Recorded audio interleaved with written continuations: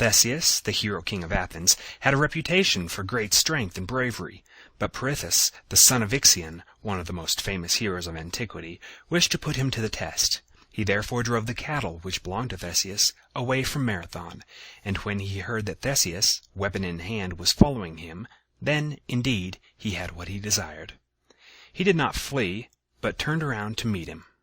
When the two heroes were near enough to see each other, each was so filled with admiration for the beautiful form and the bravery of his opponent that, as if at a given signal, both threw down their weapons and hastened toward each other. Pirithous extended his hand to Theseus, and proposed that the latter act as arbitrator for the settlement of the dispute about the cattle. Whatever satisfaction Theseus would demand, Pirithous would willingly give. "The only satisfaction which I desire," answered Pirithous, "is that you, instead of my enemy, become my friend and comrade in arms."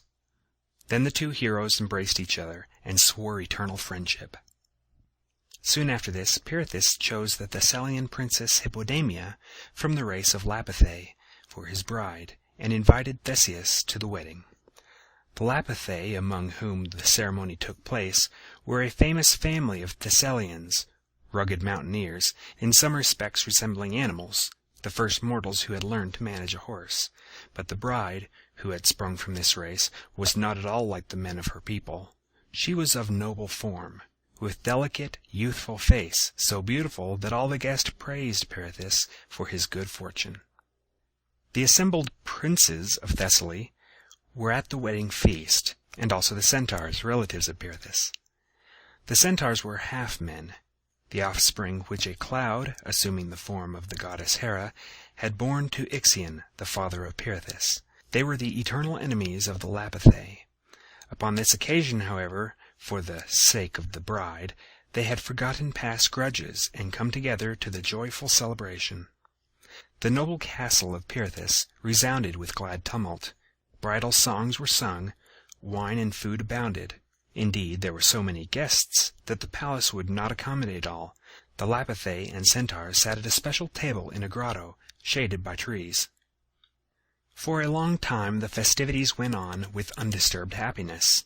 Then the wine began to stir the heart of the wildest of the Centaurs, Eurytion, and the beauty of the princess Hippodamia awoke in him the mad desire of robbing the bridegroom of his bride. Nobody knew how it came to pass, nobody noticed the beginning of the unthinkable act, but suddenly the guests saw the wild Eurytion lifting Hippodamia from her feet while she struggled and cried for help. His deed was the signal for the rest of the drunken Centaurs to do likewise, and before the strange heroes and the Lapithae could leave their places, every one of the Centaurs had roughly seized one of the Thessalian princesses who served at the court of the king, or who had assembled as guests at the wedding. The castle and the grotto resembled a besieged city. The cry of the women sounded far and wide. Quickly, friends and relatives sprang from their places. "What delusion is this, Eurytion?" cried Theseus. "To vex Pirithous while I still live, and by so doing arouse the anger of two heroes." With these words he forced his way through the crowd, and tore the stolen bride from the struggling robber. Eurytion said nothing, for he could not excuse his deed, but he lifted his hand toward Theseus and gave him a rough knock on the chest. Then Theseus, who had no weapon at hand, seized an iron jug of embossed workmanship which stood near by, and flung it into the face of his opponent with such force that the Centaur fell backwards on the ground, while brains and blood oozed from the wound in his head. "To arms!" the cry arose from all sides. At first, beakers, flasks, and bowls flew back and forth. Then one sacrilegious monster grabbed the oblations from the neighboring apartments. Another tore down a lamp which burned over the table, while still another fought with a sacrificial deer which had hung on one side of the grotto. A frightful slaughter ensued. Rhotus, the most wicked of the Centaurs after Eurytion, seized the large brand from the altar and thrust it into the gaping wound of one of the falling Lapithae, so that blood hissed like iron in a furnace.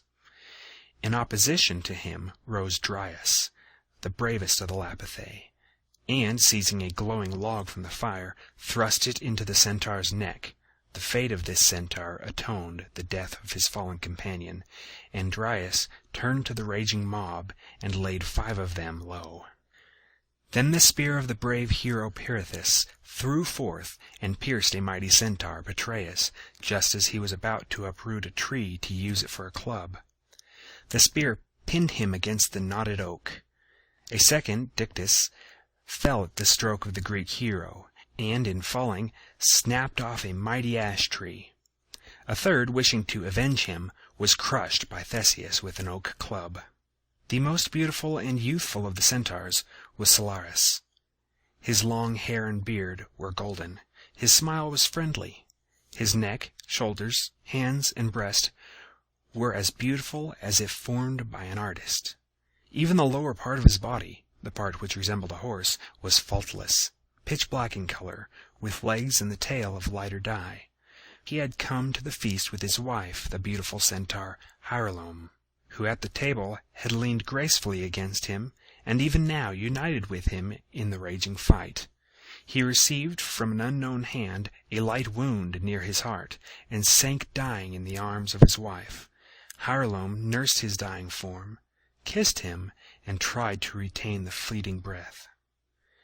When she saw that he was gone, she drew a dagger from her breast and stabbed herself.